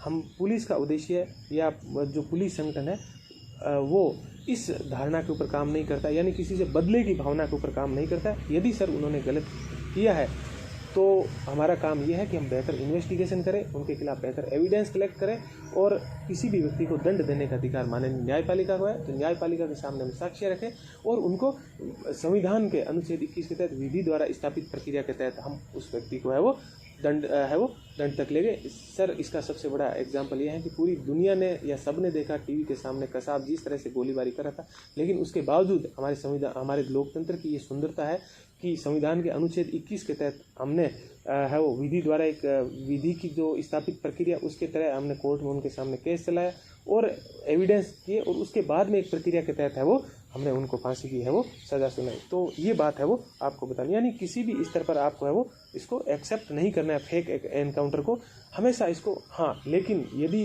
किसी ने आपके सामने गोली चलाई है और तो आपको है वो राइट टू डिफेंस का अधिकार आपको है मिल जाता है, ठीक है ना। उसके बाद में एक क्वेश्चन आपसे ये बार बार अब पूछा जाएगा, न्यू एजुकेशन पॉलिसी, तो इसका मैं कहूँगा कि आप उसको अच्छे से पढ़ लीजिए और इसकी 2-3 लाइन जो मैं आपको बताता हूँ वो आप बोलोगे और वो आपके लिए बड़ी ही इंपॉर्टेंट है। इसमें आपको ये बोलेंगे कि नहीं ये तो गलत है, न्यू एजुकेशन पॉलिसी ये तो RSS का एजेंडा हो सकता है। तो इसके अंदर आपको उत्तर यही देना है हमेशा कि सर परिवर्तन ही सत्य है और परिवर्तन ही नित्य है। सर 1986 के अंदर है शिक्षा पॉलिसी आई थी, हमारी परिस्थितियाँ बदल गई है, समय बदल गया है, राजनीतिक ढांचा बदला है, सामाजिक ढांचा बदला है, आर्थिक ढांचा बदला है, सांस्कृतिक ढांचा बदला है और तकनीकी का युग आ गया है। तो सर ये समय की मांग थी कि नई एजुकेशन है वो पॉलिसी लाई जाए। तो इसलिए मेरा ये और साथ में सर मैं ये भी कहना चाहूँगा कि इस प्रकार से कोई भी सर ये पॉलिसी आती है तो ये सर किसी एक व्यक्ति विशेष का निर्णय नहीं होता, ये एक सामूहिक निर्णय होता है। इसका एक संवैधानिक स्टेटस होता है सर। ये कैबिनेट के माध्यम से आई है सर, संसद के अंदर इसके ऊपर बहस होती है सर। एक कमेटी बनी थी केसरी रंगन की अध्यक्षता में, उन्होंने है वो बड़े लेवल पर है वो इसके अंदर जो विशेषज्ञ आए थे उनकी जांच, इसका जो ड्राफ्ट बना था जिसमें विभिन्न प्रकार के जो शिक्षा विशेषज्ञ थे, जो आम जनता ने उसके अंदर है विभिन्न प्रकार की जो सिफारिश है वो की थी। तो ये सब चीज़ें हैं वो सामने आने के बाद में व्यापक विचार विमर्श के बाद में सर ये पॉलिसी आई है। तो निश्चित रूप से वर्तमान समय की जो डिमांड है उसको ये पूरा करेगी। हाँ सर, हो सकता है कि इसके अंदर कुछ कमियां हो, लेकिन इसके लिए सर एक लोकतंत्र की सबसे बड़ी खूबसूरती ये है कि विचार विमर्श की चीज़ें हमेशा खुली रहती है। ये विभिन्न प्रकार की कुछ चिंताएं हमारे सामने आ रही है तो सर हमारे पास न्यायपालिका है, हमारे पास कार्यपालिका है, हमारे पास विधायिका है, वो इसके बारे में और डिस्कशन करेंगे और इसके कोई कमी है तो इनके बारे में वो और निर्णय लेंगे। लेकिन सर मेरा ये मानना है कि बहुत ही बेहतरीन पॉलिसी आई है और मैं ये आशा करता हूँ कि हमारा भविष्य उज्जवल होगा और भारत है वो पुनः विश्व गुरु है वो बनेगा। तो ये कुछ जो क्वेश्चंस थे मैंने है वो आपके सामने है वो रखे हैं और मेरा ऐसा मानना है कि इसमें से कुछ क्वेश्चन है वो आपके बड़े ही है वो काम आएंगे। तो एक क्वेश्चन आपसे ये पूछा जाता है कि एक एसआई में क्या क्या गुण होना चाहिए, तो इसका उत्तर मैं आपको ये बताना चाहूँगा कि जो दूसरा प्रशासनिक सुधार आयोग था और जो नोलन समिति थी उसने कोई भी प्रशासनिक अधिकारी हो चाहे उसके 5 से 7 गुण बताएं। एक तो वो सत्यनिष्ठ होना चाहिए, एक वो ईमानदार होना चाहिए, एक उसमें भेदभाव और गैर तरफदारी का गुण होना चाहिए, एक उसमें ऑब्जेक्टिविटी का गुण होना चाहिए, एक उसमें एम्पैथी का गुण होना चाहिए। तो ये 5-7 चीज़ें हैं और समाज के जो कमज़ोर तबके हैं उनके प्रति उसके अंदर करुणा और है वो सहिष्णुता है वो होनी चाहिए। ये एक अच्छे प्रशासनिक अधिकारी जिसमें एसआई और सभी है वो शामिल हो जाते हैं, तो ये एक है वो होना चाहिए। एनकाउंटर होना चाहिए नहीं होना चाहिए, इसके बारे में आपके क्या विचार है, तो इसका उत्तर मैंने आपको पहले बता दिया। उसके अलावा एक क्वेश्चन है, क्या आपको लगता है कि पुलिस विभाग में सुधार की ज़रूरत है, तो इसका उत्तर आप ये दे सकते हो कि सर है परिवर्तन या गतिशीलता ही सत्य है। तो हर विभाग के अंदर कुछ न कुछ अपनी कमियां होती है, तो समय के साथ उसमें सुधार है वो होते रहना चाहिए। अब आपसे आगे ये पूछेंगे कि पुलिस के अंदर क्या क्या है वो सुधार होने चाहिए, तो उसके उत्तर मैंने आपको पहले विभिन्न प्रकार के प्रश्नों में बताए हैं कि पुलिस के अंदर क्या क्या सुधार की है वो ज़रूरत है। उसके अलावा है कि पुलिस की हार्ड ड्यूटी है, तो ऐसे में अपनी लाइफ है वो बैलेंस में, तो ये भी अपने को बताना है कि सर निश्चित रूप से है वो पुलिस की ड्यूटी है वो हार्ड होती है, तो सामान्य जो जीवन है उसके साथ बैलेंस बनाने में मुश्किल होती है। तो इसका आप ये बता सकते हो कि सर आप की जो दिनचर्या है वो मेरी दिनचर्या है वो मैं व्यवस्थित करूँगी और किसी भी काम को आगे के लिए नहीं टालूँगी या आगे के लिए नहीं टालूँगा और उसको है वो जो भी मेरा काम होगा उसको समय के ऊपर करूँगा। और उसके अलावा पुलिस के अंदर या जो भी आप जैसे भी हो कि आप कार्य को सब काम को अपने ऊपर नहीं लगोगे, उसका वर्क डिवीज़न है वो हम करेंगे और सबकी अपनी अपनी जिम्मेदारी है वो तय करेंगे।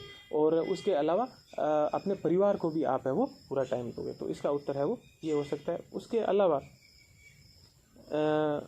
एक क्वेश्चन ये कि एक है वो पुलिस के ऊपर भ्रष्टाचार के आरोप लगते रहते हैं, तो इसका उत्तर भी मैंने आपको बता दिया कि हाँ सर निश्चित रूप से ये एक चिंताजनक है और दुर्भाग्यपूर्ण है और आरोप लगते हैं और उसको दूर करने के तरीके भी मैंने है वो आपको बता दिया कि किस तरह से आप सिस्टमेटिक चेंज लाओगे, किस तरह से आप टेक्नोलॉजी का यूज़ करोगे, किस तरह से आप पुलिस वेलफेयर का यूज़ करोगे, किस तरह से आप रिवार्ड पनिशमेंट का और किस तरह से डिकॉय की, ये सब बातें हैं वो मैंने बता दी।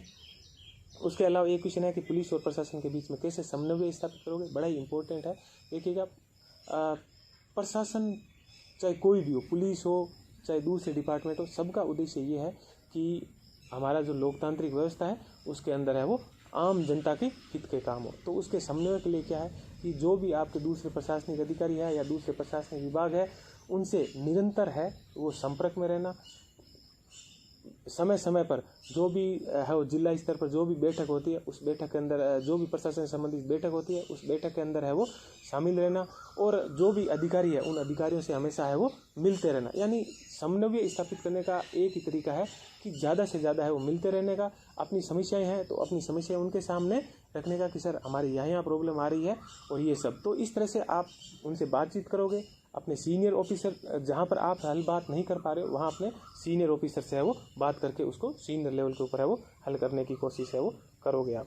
उसके अलावा कमिश्नरेट प्रणाली और मजिस्ट्रेट प्रणाली के अंदर क्या अंतर है ये मैं आपको बता चुका हूँ। एसआई बनने के बाद आप पर राजनीतिक दबाव आएगा तो आप उसका कैसे सामना करोगे ये भी मैं आपको बता सकता हूँ कि सर राजनीतिक दबाव आना गलत बात नहीं है, लेकिन यदि राजनीतिक या पॉलिटिकल इंटरफेयर होना है वो गलत बात है। एक जनता के चुने हुए प्रतिनिधि को हमें कोई भी बात कहने का है वो हक होता है। यदि वो गलत बात कह रहा है तो मैं उसको है वो विनम्रतापूर्वक है वो नकार दूंगा, मैं नहीं करूँगा, ठीक है। उसके बाद में एक क्वेश्चन है वो ये हो सकता है कि जेंडर बायस का मतलब ये होता है कि सामान्यतः ऐसा माना जाता है कि पुलिस के अंदर है वो जब महिलाएं है वो कंप्लेन करने या किसी भी चीज़ के अंदर जाती है तो उनके साथ अच्छा व्यवहार है वो नहीं किया जाता, उनको कमज़ोर समझा जाता है। तो उसका रीज़न अपन ये बता सकते हैं कि सर एक आज भी समाज है वो पुरुष प्रधान समाज है और आज भी पुलिस के अंदर है वो महिलाओं का प्रतिनिधित्व बहुत कम है। तो जेंडर बायस को दूर करने के लिए क्या क्या कर सकते हैं, जब भी किसी चीज़ को दूर करने, कोई भी सामाजिक समस्या होती है उसको दूर करने के लिए एक आप है वो लोगों के अंदर अवेयरनेस लाओगे और दूसरा है वो महिलाओं के अंदर पुलिस का प्रतिनिधित्व है, महिला पुलिस का प्रतिनिधित्व है वो बढ़ाओगे। तो ये जेंडर बायस को दूर करने के हैं वो तरीके होंगे। उसके अलावा पुलिस की चुनौतियां क्या है, आप उससे कैसे निपटोगे, तो विभिन्न प्रकार की चुनौतियां हैं वो पुलिस की। मैंने आपको जो पुलिस की समस्याएं हैं वही पुलिस की क्या है चुनौतियां हैं, और उस चुनौतियों से कैसे निपटना है तो वही मैंने आपको पहले बताया था कि स्मार्ट पुलिसिंग है या किसी भी प्रकार की चुनौती, आप चुनौती फिक्स कर लीजिए 5-7 और हर चुनौती को आप किस तरह से निपटोगे। जो मैंने उत्तर बताया कि मान लो जो है आप जैसे साइबर क्राइम है तो साइबर क्राइम से कैसे निपटोगे, इकोनॉमिक फ्रॉड है तो इकोनॉमिक फ्रॉड से कैसे, महिलाओं के साथ अच्छा व्यवहार नहीं होता तो उससे कैसे। तो इस प्रकार से ये जो चुनौतियां हैं पुलिस की, इन चुनौतियों को आपने देख लिया और उससे कैसे निपटना है वो ये आपने देख लिया। इंटरनेट के माध्यम से पुलिस के सामने क्या चुनौतियाँ, अभी मैंने आपको बताया कि सोशल मीडिया यानी इंटरनेट, विभिन्न प्रकार की जो फेक न्यूज़ होती है उससे अफवाहें फैलती है, अफवाहों से जैसे मॉब लिंचिंग और ये सब, तो इसका भी मैंने आपको तरीका बता दिया कि उससे कैसे है वो अपने को निपटना है। साइबर विशेषज्ञ हमारी टीम जो भी है वो इस प्रकार के अकाउंट के ऊपर ध्यान रखना और कि जनता के अंदर अफवाह ना फैलाए। उसके अलावा विभिन्न प्रकार के साइबर के माध्यम से फ्रॉड होते हैं, जनता के पैसे हैं वो उनसे फ़ोन करके या उनको भोली भाली जनता को उनसे ठग लिए जाता है। उसके लिए प्रॉपर बेहतर ट्रेनिंग और बेहतर इन्वेस्टिगेशन, और क्योंकि ये लोग हैं वो दूसरी जगह पर या बहुत दूर रहते हैं तो ये चुनौती है, लेकिन बहुत प्रॉपर वैज्ञानिक इन्वेस्टिगेशन के माध्यम से है वो इनसे अपन निपटेंगे। उसके अलावा क्या पुलिस क्या दबाव में काम करती है, तो इसका आपने ये बताना है कि सर निश्चित रूप से है वो पुलिस के ऊपर काफ़ी दबाव रहता है, काफ़ी प्रेशर रहता है, और कुछ हद तक सर प्रेशर या दबाव है वो सही भी रहता है, जिससे हम विभिन्न प्रकार की समस्याओं को है वो हल्का सा दबाव रहता है तो उनको जल्दी है वो सोल्व करते हैं। लेकिन सर गलत चीज़ का दबाव होना है वो गलत है, और ये दबाव सर निश्चित रूप से पड़ता है। तो इसके लिए क्या करना है, तो मैंने अभी पुलिस सुधार से संबंधित जो प्रकाश सिंह मामला है, जो स्मार्ट पुलिसिंग है, जो विजयवाड़ा मॉडल है, या जो कम्युनिटी पुलिसिंग है, ये सब चीज़ें बताई तो उन सबको अपन बताएंगे सर इस तरह से दबाव को है वो। फिर एक क्वेश्चन है कि पुलिस कर्मियों के साथ मारपीट क्यों होती है, तो ये भी एक अपने को बताना है कि अपन देखते हैं कि कई जगह पर पुलिस कर्मियों के साथ, तो उसमें अपने को 2-3 चीज़ें बतानी है कि मारपीट होने का कारण क्या है। एक तो मारपीट होने का कारण ये है कि पुलिस अभी भी सर है वो वेल ट्रेंड नहीं है। दूसरा क्या है कि पुलिस के अंदर है वो महकम की यानी पुलिस कर्मियों की बहुत कमी है, तो किसी भी स्थान पर रेड करने या छापा मारने जाती है तो उनकी संख्या है वो सामान्यतः कम होती है। दूसरी ये चीज़ है कि पुलिस के प्रति कई बार है वो जनता के अंदर है वो अविश्वास भी है वो होता है। और तीसरी चीज़ ये है कि समाज के अंदर कुछ जो तथाकथित जो रॉबिन हुड टाइप की छवि के जो लोग जो गुंडे टाइप के होते हैं, उनके कुछ लोग होते हैं वो समाज सेवा के नाम से है वो कुछ ऐसे काम करते हैं और लोगों को अपने है वो पक्ष में करके जब भी पुलिस वहाँ पर जाती है तो पुलिस के ऊपर है वो हमला करते हैं। तो इनसे निपटने का तरीका क्या है कि पुलिस वेल इक्विप्ड हो, किसी भी स्थान पर छापा मारने जाए या कुछ भी करने जाए तो पूरी एकदम प्रिपरेशन के साथ उस स्थान के ऊपर जाए, और जो भी ऐसी काम वहाँ पर इस तरह से हो तो उनका प्रॉपर FIR दर्ज हो गए, प्रॉपर इन्वेस्टिगेशन हो गए, जिन लोगों ने भी ऐसा किया है उनके ऊपर है वो स्ट्रिक्ट से स्ट्रिक्ट है वो एक्शन है वो होना चाहिए। उसके लिए पुलिस सुधार के लिए क्या करोगे, तो मैंने आपको बता दिए। पुलिस की कोई 3 अच्छाइयाँ और 3 बुराइयाँ, जो क्वेश्चन मैंने आपको बताए थे कि अच्छाइयाँ ये है कि आप है वो जिस तरह से अच्छाइयों के अंदर आप क्यों पुलिस के अंदर आना चाहते हो, इस ये जो क्वेश्चन मैंने आपको है वो बताई, ये जो 2 क्वेश्चन, उसके अंदर जो मैंने पुलिस की चीज़ें बताई कि आप जनता के नज़दीक रहते हो, जनता के नज़दीक रह के काम करते हो, आप विकास के लिए किसी भी स्थान पर लॉ एंड ऑर्डर अच्छा होना चाहिए। लॉ एंड ऑर्डर का काम कौन करता है? पुलिस करती है। पुलिस है वो समाज के अंदर है वो लोगों को क्या देती है? सुरक्षा देती है। यहाँ पर कोरोना की बात है वो आप बता सकते हो कि कोरोना में पुलिस ने किस तरह से अच्छा है वो कार्य किया। पुलिस की 3 बुराइयाँ। अब बुराइयों के अंदर आप ये बोलोगे कि सर किसी भी संगठन की तो कोई बुराई नहीं होती है, लेकिन व्यक्तियों के संदर्भ में देखें तो पुलिस के ऊपर है वो भ्रष्टाचार के या इस तरह से 2-3 जो पुलिस के ऊपर आरोप लगते हैं वो ये बता सकते हो। लेकिन पुलिस की वो बुराइयां नहीं है, वो व्यक्तियों की बुराइयां हैं। ठीक है। उसके बाद महिलाओं के खिलाफ कौन कौन से अपराध हो रहे हैं, उनके क्या कारण है। ये भी एक बड़ा इंपॉर्टेंट क्वेश्चन है कि महिलाओं के प्रति अपराध है वो ज़्यादा होते हैं। तो इसका अपने को ये उत्तर देना है कि एक तो अपराध का कारण देना है। कारण ये देना है कि पुरुष प्रधान है वो समाज होना, और दूसरा इसके अंदर अपने को है वो ये बताना है कि महिलाओं के अंदर आज भी एजुकेशन का है वो कम एजुकेशन है। और तीसरी चीज़ अपने को है वो उसके अंदर ये बतानी है कि आज भी है वो महिलाओं को है वो घर की 4 दीवारी के अंदर भी रह के काम करना होता है। महिलाओं के अंदर शिक्षा का है वो अभाव है। तो ये कुछ चीज़ें होती है। और दूसरा एक सबसे इम्पोर्टेंट बात यह है कि महिलाओं के साथ अधिकतर जो अपराध होते हैं उसमें उनके संबंधी या नज़दीक के है वो लोग होते हैं, तो उनकी क्या होती है? रिपोर्टिंग ही है वो नहीं होती है। तो इन अपराधों को दूर करने के लिए क्या करना है? समाज के अंदर है वो ज़्यादा से ज़्यादा अपने को अवेयरनेस लानी है, और हमें इस चीज़ को बढ़ावा देना है कि ज़्यादा से ज़्यादा महिलाओं से संबंधित जो अपराध है उनकी रिपोर्टिंग हो। जैसे ये क्वेश्चन सामने पूछा जाता है कि महिलाओं के प्रति अपराध है वो बढ़ रहे हैं, तो इसका ये अपने को बताना है कि है वो सर इनकी जो रिपोर्टिंग पहले नहीं होती थी, अब रिपोर्टिंग अच्छी हो रही है। उसका रीज़न ये है कि शिक्षा बढ़ी है। निर्भया कांड के बाद में महिलाओं के अंदर क्या आई है? जागरूकता आई है। ये एक अच्छी बात है कि महिलाओं से संबंधित जो अपराध है, लेकिन साथ में ये भी बताना है कि सर अभी भी महिलाओं से संबंधित जो अपराध है, मुझे ऐसा लगता है कि उनकी अभी भी है वो रिपोर्टिंग नहीं होती है। और रिपोर्टिंग नहीं होने का बड़ा रीज़न ये है कि आज भी इज्जत के नाम से है वो डरा जाता है कि बदनामी हो जाएगी। और दूसरी चीज़ ये है कि उनके अंदर अधिकतर जो लोग हैं वो नज़दीकी संबंधी है वो अपराध के अंदर है वो शामिल होते हैं, इसलिए वो उनकी रिपोर्टिंग नहीं होती है। तो आप क्या करोगे इसके लिए कि सर मैं अवेयरनेस लाऊंगा, महिलाओं को प्रेरित करूंगा कि ज़्यादा से ज़्यादा उनके प्रति अपराध हो तो वो उनको टॉलरेट ना करे, ज़्यादा से ज़्यादा है उनकी एफआईआर दर्ज करे। एफआईआर दर्ज होने के बाद में उनकी स्पीडी ट्रायल हो, प्रॉपर वैज्ञानिक इन्वेस्टिगेशन हो, और जिन लोगों ने भी अपराध किया है उनको है वो ये सुनिश्चित करूंगा कि उनका है वो सज़ा मिले। यानी हर चीज़ के अंदर आपको पुलिस के अंदर ये बताना है कि लास्ट तक उसको अंजाम तक ले जाना है कि सज़ा है वो ज़रूर है वो होनी चाहिए। एक क्वेश्चन है कि आपको डीजीपी बना दिया जाए तो आप पुलिस के अंदर क्या सुधार करना चाहोगे। तो ये जो मैंने पुलिसिंग के अंदर जो एक आप एसएचओ के रूप में सुधार करोगे, और जो प्रकाश सिंह या स्मार्ट पुलिसिंग या विजयवाड़ा मॉडल ये सब है, तो इन सबको आप मिला के बताओगे कि सर मैं ये काम है वो करूँगा। उसके अलावा एक क्वेश्चन है वो सामान्यतः ये और है वो पूछा जाता है कि प्रधानमंत्री को है वो वहाँ पर जो शिलान्यास कार्यक्रम है, भारत एक पंथ निरपेक्ष या धर्मनिरपेक्ष देश है जिसके अंदर उनको जाना चाहिए कि उनको नहीं जाना चाहिए, जाना चाहिए कि नहीं जाना चाहिए, ये एक मुद्दा है वो थोड़े से एक समय के अंदर है वो आया है विवाद के अंदर। तो मैं इसका उत्तर ये देना चाहूँगा कि उसका उत्तर आपको इस तरह से देना है कि सर भारत एक पंथ निरपेक्ष देश है, लेकिन भारत की जो पंथ निरपेक्षता या धर्म निरपेक्षता है वो पाश्चात्य पंथ निरपेक्षता या धर्म निरपेक्षता अलग है।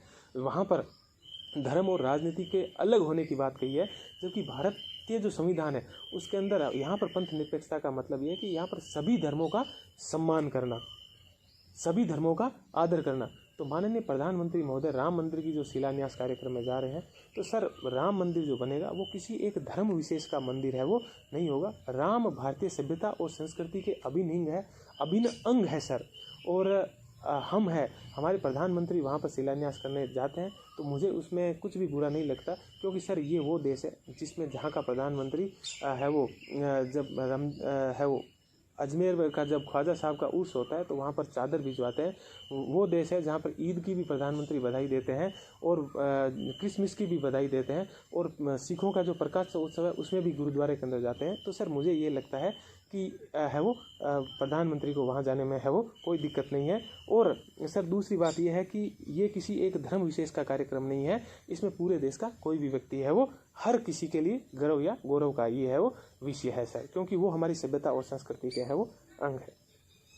उसके बाद में एक क्वेश्चन है वो आपसे ये और है, वो पूछा जाता है कि क्या समाज की सभी समस्याओं का निस्तारण है वो पुलिस करती है। तो इसका उत्तर अपन ये देंगे कि सर ऐसा नहीं है कि सभी समस्याओं का है वो निस्तारण पुलिस करती है। पुलिस काफ़ी जो महत्वपूर्ण कानून से संबंधित है वो समस्या हैं उनका निस्तारण है वो पुलिस करती है। यहाँ जहाँ पर भी कानून का भंग होता है वहाँ पर पुलिसिंग है वो कार्य करती है। बाकी की सर समाज की सभी समस्याओं का निस्तारण है पुलिस नहीं करती। उसके लिए सर हमें एजुकेशन है और दूसरे बहुत सारे जो डिपार्टमेंट है वो सब मिलकर है वो उन समस्याओं का है वो निस्तारण करती है। उसके बाद महिलाओं से संबंधित जो समस्याएं हैं उनको आप कैसे समझाओगे, तो ये मैंने आपको है वो विभिन्न प्रकार के क्वेश्चन के अंदर बताया है कि अवेयरनेस बढ़ाना है, महिलाओं को ज़्यादा से ज़्यादा प्रेरित करना है, उनको उनके खिलाफ क्राइम हो तो उनको है वो रिपोर्टिंग करने का, और उनका है वो कॉन्फिडेंस बिल्डिंग करने के लिए उनके लिए आप उनके अंदर है वो मार्शल आर्ट की ट्रेनिंग आप उनको है वो दे सकते हो। ये सब चीज़ें हैं वो आप बता सकते हो। उसके अलावा एक क्वेश्चन ये भी है कि आप है वो आप SHO की ड्यूटी हो और आपके कुछ क्वेश्चन है वो स्पष्ट नहीं दिख रहा है। तो ये कुछ क्वेश्चंस थे जो है वो ये मैंने आपके सामने क्वेश्चंस है वो रख दिए हैं। Thank you so much. और भी यदि ऐसे कोई क्वेश्चंस मेरे सामने आएंगे तो मैं आपको उत्तर दूंगा।